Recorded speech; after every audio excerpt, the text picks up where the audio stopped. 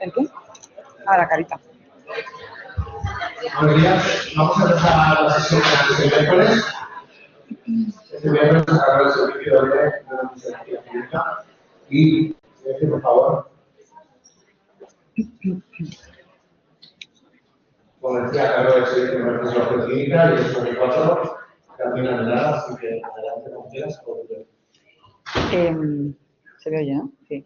Bueno, voy a hablar sobre las aplicaciones y la utilidad de la electromiografía. Entonces, el índice que voy a seguir es hacer una pequeña introducción con un recuerdo anatómico y funcional muy breve y voy comentando los tipos de técnicas que realizamos y a medida que las cuento, pues voy a contar las aplicaciones que tenemos y las limitaciones de las mismas. Y por último, pues dar unas conclusiones. Bien, la electromiografía es la técnica que obtiene, registra y estudia los potenciales eléctricos de músculos y nervios. Esta técnica no deja de ser una prolongación de la exploración física porque al final esta nos va a influir en la interpretación de los resultados. Y es una técnica que es útil para el diagnóstico de muchos trastornos neurológicos, pero sobre todo enfermedades neuromusculares. Podríamos decir que el origen está en el siglo XVIII por un científico que se llama Luigi Galvani, que demostró que con la estimulación eléctrica producía contracción muscular y acuñó el término de electricidad animal. ¿Qué parte del sistema nervioso podemos evaluar con nuestra técnica? El sistema nervioso periférico. ¿Qué incluye este sistema? Pues desde médula hacia distal. Entonces incluye raíces nerviosas, los plexos cervical y lumbosacro, los nervios periféricos, las placas, no se me oye, las placas motoras que forman la unión neuromuscular, los músculos y también las neuronas sensitivas primarias que se encuentran en el ganglio raquídeo posterior y aunque he dicho que lo que incluye es de la neurona hacia distal, hacia afuera, también aquí podemos estudiar las neuronas motoras que se encuentran en el asta anterior y además con algunas técnicas de reflejos podemos estudiar algunas pequeñas porciones del sistema nervioso central. ¿En qué nos basamos fisiológicamente para nuestros estudios? Nos basamos en que las membranas de los nervios y los músculos son membranas excitables, permiten el paso de iones hacia el lado y otro y esto hace que tengamos que sean el interior más electronegativo que el exterior. De tal manera que cuando hay un estímulo eléctrico, mecánico, químico, de la manera que sea, se provoca una distorsión que genera un movimiento de estos iones hacia un lado y hacia otro, eso genera un gradiente que nosotros podemos amplificar con nuestras técnicas y analizar en forma de potencial. Conviene saber también que hay varios tipos de fibras nerviosas que las clasificamos por su cantidad de mielina, por el diámetro de sus axones y esto, y por la función que tienen, si es somática o vegetativa, y esto nos influye mucho a la hora de valorar la velocidad de conducción, porque las fibras que están mielinizadas y son de mayor diámetro van a conducir a mayor velocidad. Hay muchas clasificaciones, pero bueno, de forma sencilla podemos clasificarlo en fibras de tipo A, que son fibras mielinizadas de gran diámetro y que conducen, por tanto, a gran velocidad. Las fibras de tipo B, que son fibras un poco más pequeñas, que son generalmente las que pertenecen al sistema nervioso autónomo, y las fibras de tipo C, que son fibras amielínicas de pequeño diámetro y que, por lo tanto, pues, conducen a baja velocidad. Y generalmente las de tipo C son las que vehiculizan dolor temperatura, las de tipo A vehiculizan propiocepción y sensación vibratoria, que son las que además vamos a poder analizar en nuestras técnicas. Y ahora ya voy a pasar a comentar las técnicas que realizamos. Aunque hablamos de electromiografía, el electromiograma, que es la parte que sirve sobre todo para valorar músculo, no es la única técnica. Las técnicas que valoran los nervios las llamamos electroneurograma. Entonces voy a empezar por estas. Dentro de, antes de empezar con las técnicas, comentar que por medio de todos los estudios que realizamos, intentamos llegar a un diagnóstico etiológico, pero en ocasiones, si no somos capaces, por lo menos lo que queremos es hacer una localización anatómica del problema, ver en qué curso temporal está la lesión, si es hiperagudo, llevaría menos de una semana, agudo consideramos entre 1 y 4 semanas, subagudo a partir de 4 semanas a meses y crónico cuando lleva más de 3 meses. Y en ocasiones también intentamos hacer una valoración pronóstica. Las aplicaciones son múltiples, pero bueno, las iré comentando, como he dicho, a medida que comento las técnicas. Y empezamos por las técnicas que valoran el nervio, que son las que forman el electroneurograma. Tenemos en primer lugar los estudios de conducción nerviosa, que consisten en hacer un estímulo eléctrico en un punto o varios puntos del nervio y poner un registro, bien en el músculo que inerva o bien en otra parte del mismo nervio. Cuando valoramos fibras de conducción motora, el registro lo vamos a poner pues, en el músculo que inerva ese nervio. vamos a realizar un estímulo y en el registro vamos a obtener un potencial de acción muscular compuesto, que lo que traduce es la contracción de todas esas fibras musculares. Lo vamos a ver en forma de onda y de esa onda pues vamos a analizar la amplitud, la duración, la latencia, la morfología y además si podemos valorar 2 puntos del nervio, medir la distancia, podemos valorar la velocidad de conducción. Cuando valoramos fibras sensitivas, hacemos lo mismo, solo que el registro lo colocamos en otra parte del mismo nervio, no en el músculo. Lo que tenemos es un potencial de acción sensitivo y la diferencia igual en forma de onda, de la que valoramos su amplitud, su latencia, su duración y su morfología. Y la diferencia cuando analizamos fibras de conducción motora es que este potencial es mucho más pequeño. Bueno, no lo he comentado en el anterior, pero vemos que es del orden de microvoltios, mientras que el motor era de milivoltios y, por lo tanto, son fibras más frágiles, tenemos que dar un estímulo más continuo, promediar la respuesta para poder verlo con más nitidez. También si hacemos el estímulo, analizamos en 2 puntos, midiendo la distancia, podemos analizar la velocidad de conducción. Y todo esto de analizar las ondas, ¿para qué? Pues para ver si la lesión está en el axón o está en la mielina. Las lesiones axonales, lo que vamos a ver es una disminución importante de la amplitud. Lo pongo con un asterisco porque también podemos ver una cierta disminución de la amplitud en lesiones desmielinizantes, pero en este caso la amplitud va a disminuir en menor medida y será porque el potencial que se forma al ir fibras a diferente velocidad se dispersa. Por lo tanto, dura más y se hace un poquito más pequeño con algo de disminución de la amplitud. Y además, en una lesión desmielinizante, veríamos también una disminución de la velocidad de conducción y un aumento de la latencia. La latencia es el tiempo que tarda en aparecer la onda, el potencial. Aparte de fijarnos en las características para ver si es lesión axonal o desmielinizante, miramos la distribución de los nervios. No solo, aunque nos pidáis que analicemos una sospecha de lesión en un solo nervio, siempre vemos por lo menos un par de ellos para descartar que la lesión no sea más difusa. Nos da mucha información saber si la afectación es simétrica o asimétrica y aparte de ver si puede ser axonal o desmielinizante, también nos fijamos en si hay puntos de atrapamiento que sean típicos o atípicos, lo cual nos puede dar información para buscar la etiología y el tipo de afectación, el hecho de que sea difusa o parcheada, también nos da información para la etiología. ¿Qué aplicaciones tiene, por tanto? Pues valorar nervios, valoración de neuropatías, en este caso los más frecuentes serían por atrapamiento, como por ejemplo el síndrome del carpo. También nos sirve para valoración de polineuropatías, las más frecuentes serían las sensitivomotoras, en el caso de las axonales las más frecuentes son las tóxico-metabólicas, las típicas en guante y calcetín, en el caso de las desmielinizantes, las más frecuentes que son difusas, cuando vemos que una afectación es difusa nos da una orientación etiológica de que se trata de un proceso hereditario, como por ejemplo el más frecuente sarcomarietud, y en el caso de que aparecieran lesiones desmielinizantes parcheadas, nos apunta más a un proceso adquirido, como por ejemplo el síndrome de Guillain-Barré o una IDP. También nos sirve para el diagnóstico de mononeuropatía múltiple, que nos da una afectación con más frecuencia sensitivomotora de predominio axonal, que suele ser asimétrica y escalonada y que pues, suele ser típico de la vasculitis.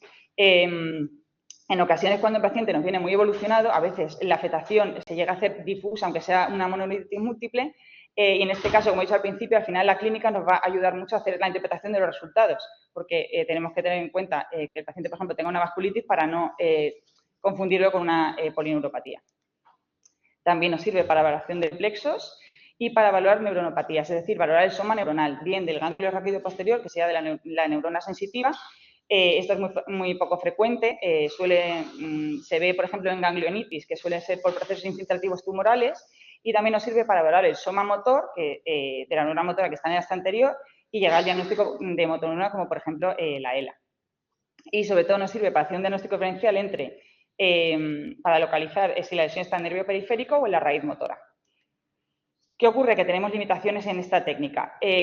Solo podemos estudiar fibras de tipo A, las que he dicho al principio, fibras que son de un gran diámetro y que tienen mielina, y que tenemos un punto ciego, además, que no podemos valorar, que es el fragmento que va desde el ganglio de raíz posterior, desde el soma neuronal de la neurona sensitiva hacia la médula. Ese es un punto que no somos capaces de valorar con los estudios. Además, por la anatomía, en segmentos proximales muchas veces no somos capaces de evocar el potencial de determinados nervios y no tenemos información de esos segmentos.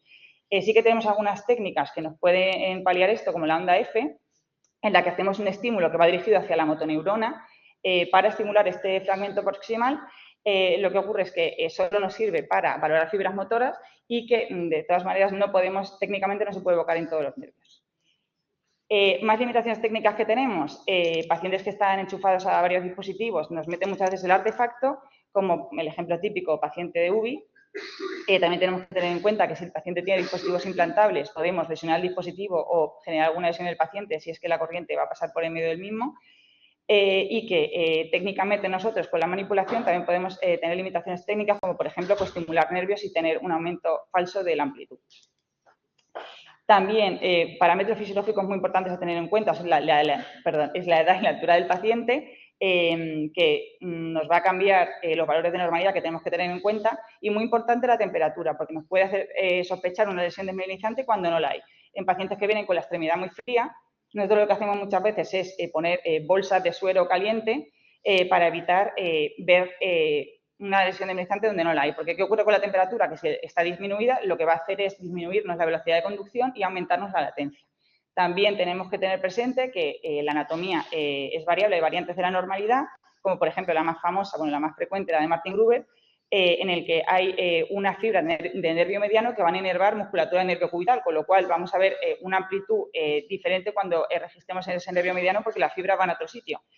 Y luego hay que tener presente también que los factores físicos, como pacientes obesos que tengan mucho edema, nos va a dificultar el registro, así como pacientes que vengan con cremas, con la piel sucia. Muy importante decirles cuando le pedimos un estudio de los nuestros que no se echen absolutamente nada en la piel, porque pues nos va a dificultar la interpretación luego de los datos. Y que eso, al final es técnica, son un poquito dolorosas porque hacemos estímulos eléctricos y necesitamos que el paciente colabore. Y no todos colaboran, sobre todo niños y demás. La otra técnica que hacemos de electroneurograma es al final un tipo de técnica de conducción de nervio que se llama estimulación repetitiva del nervio, y lo que hacemos aquí pues, es hacer un estímulo pero repetitivo. Y lo hacemos sobre fibras motoras. Esto lo utilizamos para hacer una valoración de la unión neuromuscular. ¿Qué es lo que pretendemos con esto? Bueno, pues primero realizamos un estímulo repetitivo a baja frecuencia. Con esto lo que pretendemos es hacer un consumo de la acetilcolina de elevación inmediata que tiene ese paciente, de tal manera que vamos a forzar una caída del potencial de placa motora. En pacientes sanos, pues la caída va a ser muy pequeña, mientras que en pacientes que tengan alguna alteración de la placa motora, pues va a ser una caída excesiva. También esto lo podemos generar de forma que el paciente, o sea, en lugar de haciendo una estimulación repetitiva a baja frecuencia, pidiéndole al paciente que haga un ejercicio mantenido. Y a medida que va agotando esa acetilcolina, también veríamos una caída excesiva en el caso de que haya una lesión. Posteriormente, lo que realizamos es un estímulo de alta frecuencia, y de esta manera lo que queremos hacer es hacer una entrada masiva de calcio en el terminal que haga un incremento de ese potencial de placa motora. En pacientes que están sanos, pues veríamos un incremento no excesivo, pero en pacientes que tienen una alteración de un trastorno presináptico, al hacer este estímulo de alta frecuencia, veríamos un incremento demasiado elevado. Pues también podemos generarlo pidiendo al paciente que haga una facilitación, pidiéndole que haga un ejercicio, igual veríamos un incremento demasiado elevado. De hecho, solemos hacer esto en lugar de la alta frecuencia porque suele ser bastante dolorosa para el paciente. ¿Qué aplicaciones tiene? Pues ya lo he dicho, valorar la unión neuromuscular y hacer un diagnóstico diferencial entre si el trastorno es presináptico o posináptico. ¿Qué limitaciones tiene? Pues que al final es una técnica pues igualmente dolorosa, y que como hace un estímulo continuo que genera movimiento porque son fibras motoras, pues al final tenemos que inmovilizar al paciente porque el hecho de que se mueva pues hace que nos artefacte y que nos haga una amplitud muchas veces que no es real. Muy importante también, cuando mandáis a esos pacientes con una sospecha de afectación de la unión neuromuscular, y en ocasiones vienen ya, como tardamos en hacer la prueba y demás, pues igual vienen ya con tratamiento, decirle que lo quiten 12 horas antes, porque si no, nos sesga el estudio. Si lleva piridoximina o cualquier bloqueante, mejor retirarlo 12 horas antes para que el estudio sea valorable. Y ya paso a hablar del electromiograma. Voy a hablar del electromiograma convencional que hacemos intramuscular y luego el de fibra única. El electromiograma al final es el registro de la actividad eléctrica del músculo mediante la inserción de un electrodo de aguja convencional en el vientre muscular. Y lo que hacemos es hacer una valoración del músculo en reposo y del músculo cuando hace una activación voluntaria al paciente. ¿Qué valoramos del músculo en reposo? Buscamos que haya actividad espontánea. Deberíamos ver un músculo plano, pero cuando vemos cualquier tipo de actividad, esa actividad va a ser patológica, bien porque la están generando las fibras musculares o porque la están generando los terminales nerviosos que están denervados. Según donde se genere, la forma que tenga, la frecuencia, si son regulares o no esas descargas, pues nos da información. Podemos encontrar descargas miotónicas que nos daría información sobre un proceso miotónico, podemos encontrar circulaciones que nos orienten a una ELA, podemos encontrar potenciales que nos hablen de denervación. Cualquiera de los potenciales que encontremos va a ser patológico y a mayor cantidad de potenciales que encontremos, generalmente mayor gravedad. Con todo lo que con más frecuencia encontramos son las fibrilaciones y las ondas positivas, que son potenciales que se forman en fibras musculares que están denervadas. Indican denervación activa, un proceso activo. Y generalmente se dan trastornos neuropáticos, pero no es patognomónico. En algunas miopatías que son muy inflamatorias, como miositis por cuerpo de inclusión o polimiositis, también lo podemos encontrar. Y la pega de esto es que aunque haya lesión, tardan en aparecer mínimo 15 días y generalmente no las vemos hasta las 3 semanas. Una vez que hemos valorado el músculo en reposo, pedimos al paciente con la aguja dentro que contraiga el músculo y valoramos la actividad muscular voluntaria. ¿Qué es lo que buscamos cuando el paciente tiene aguja y contrae el músculo? Buscamos que haga potenciales de unidad motora. ¿Qué es la unidad motora? Pues es la motoneurona con el axón que inerva al grupo de fibras musculares. Al formarse este potencial de unidad motora, pues lo vamos a ver en forma de onda. ¿Qué analizamos esa onda? Analizamos la amplitud. La amplitud se refiere al número de fibras musculares que hay por unidad motora, con lo cual a mayor número de fibras musculares, mayor va a ser esa amplitud, generalmente es mayor en músculos grandes, y puede aumentar en procesos neuropáticos, pero es un poco variable. Lo que sí que está claro es que en procesos miopáticos hay pocas fibras musculares por unidad motora porque se han perdido y va a estar disminuida. También valoramos el número de fases, que nos da una idea de la proporción de axones que hay por fibra muscular y que está aumentado en la reinervación. Cuando tenemos un alto número de fases, decimos que hay polifasia, y la polifasia denota que hay reinervación, por lo tanto, que si hay una lesión se está produciendo una curación en parte de la misma. Y luego valoramos la duración del potencial de unidad motora.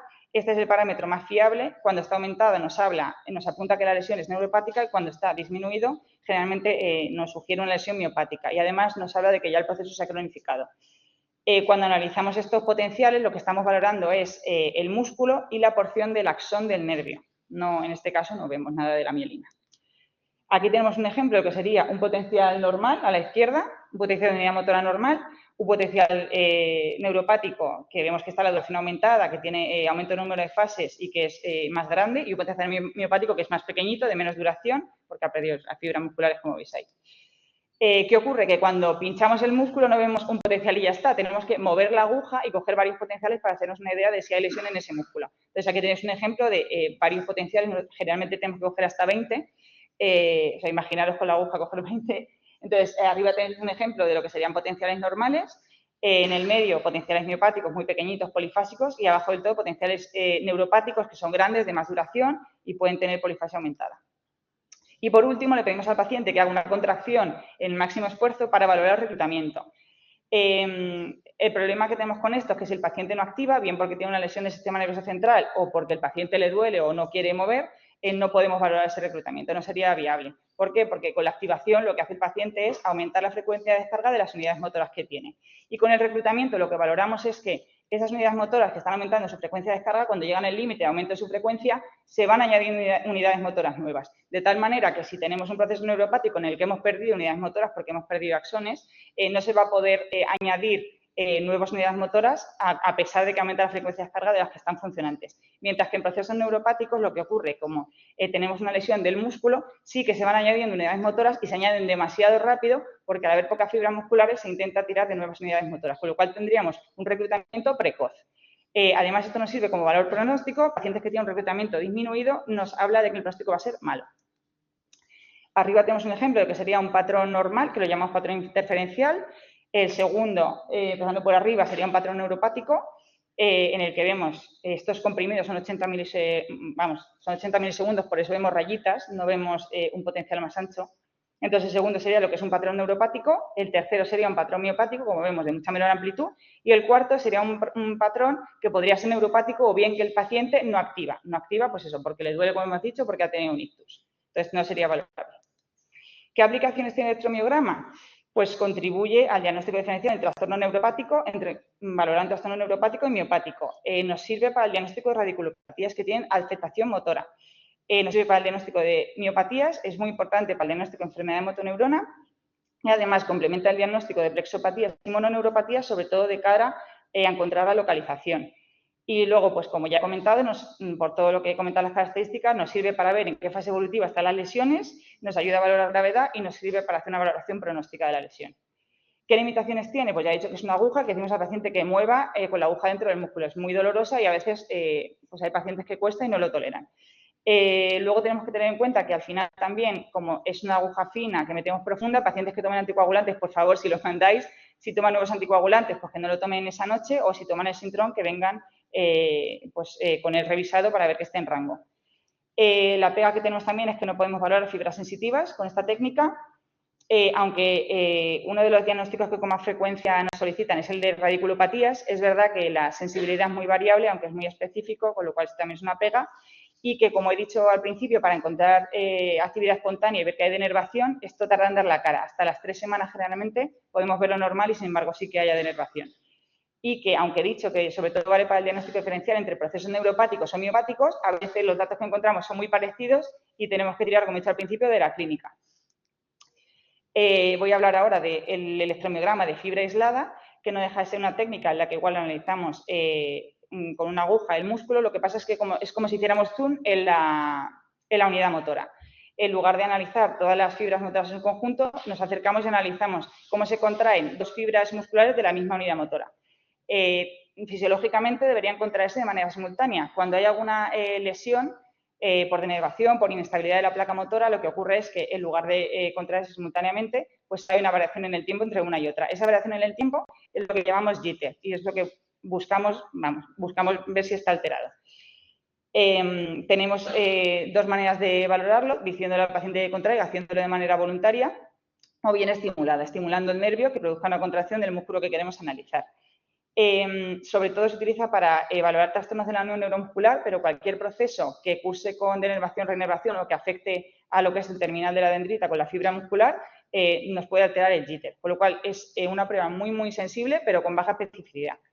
Ahí tenéis un ejemplo abajo. El de la izquierda primero sería lo que es un patrón normal. En el del medio vemos cómo la fibra muscular va cambiando el momento en el que sale la descarga, ya no simultánea, y en el último vemos que incluso a veces no descarga. Sería un paciente que tiene un jitter aumentado.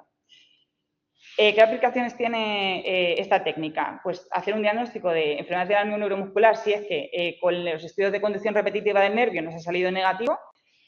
Nos sirve para, como he dicho que tiene una sensibilidad amplia, pues nos sirve para múltiples enfermedades menos frecuentes, para valorar síndromes miasténicos congénitos, distrofias musculares, defectos relacionados con la cadena respiratoria mitocondrial y, en definitiva, nos vale para valorar cualquier proceso que curse con denervación y reinervación.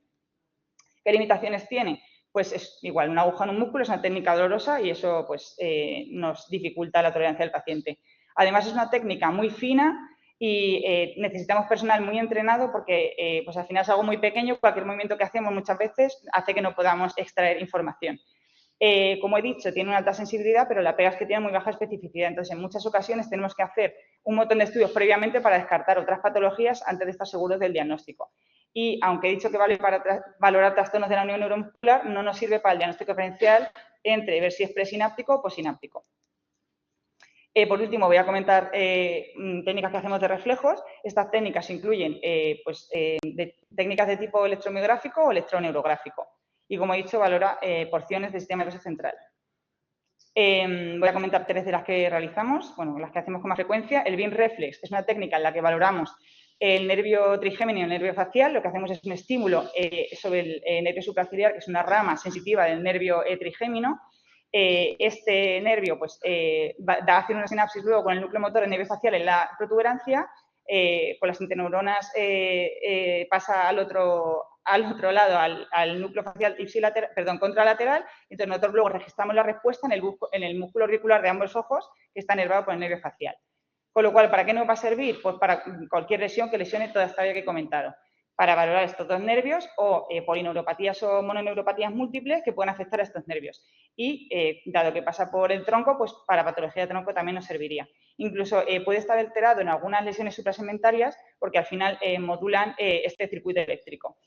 ¿Qué limitaciones tiene? Pues que en algunas patologías, como la neuralgia del trigémino, aunque da síntomas irritativos, pues no se va a ver reflejado ninguna alteración en nuestros estudios.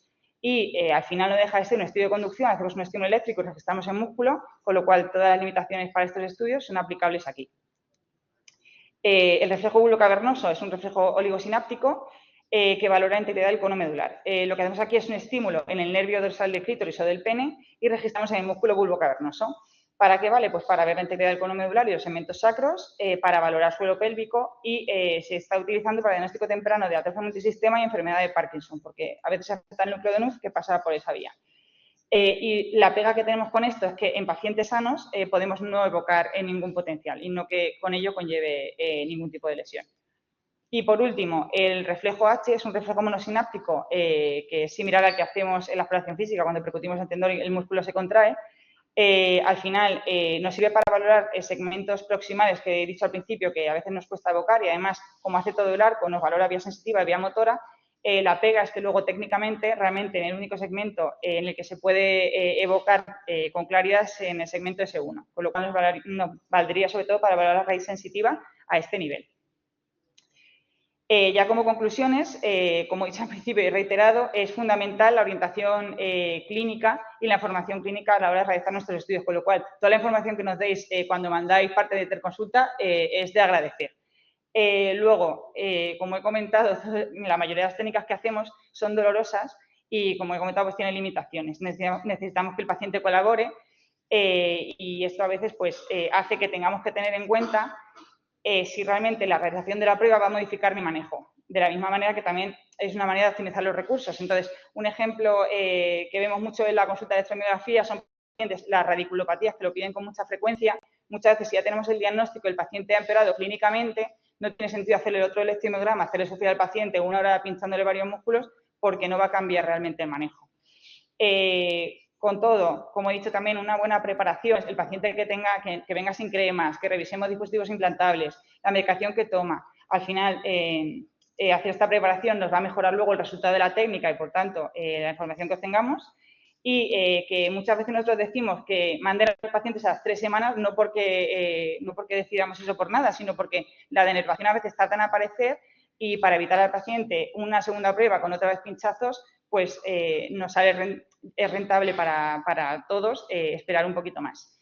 Con todo, consideramos que la comunicación es esencial, entonces estamos abiertos a si hay alguna duda y hay un paciente que no sabemos qué pedirle o nosotros tampoco sabemos qué se espera de él, pues al final yo creo que lo mejor es que llamemos al especialista correspondiente y va a ser lo mejor para nosotros y para el paciente. Bueno, esa es la bibliografía que he tomado. Y me he tomado la libertad de añadir esto porque hay una manifestación este sábado y además porque, bueno, hablando de comunicación, creo que si nos comunicamos los médicos y nos ponemos todos de acuerdo, pues a lo mejor velamos por nuestros intereses y dignificamos un poco la profesión, que estaría muy bien. Y eso es todo. Si tenéis alguna pregunta, ya no sé si...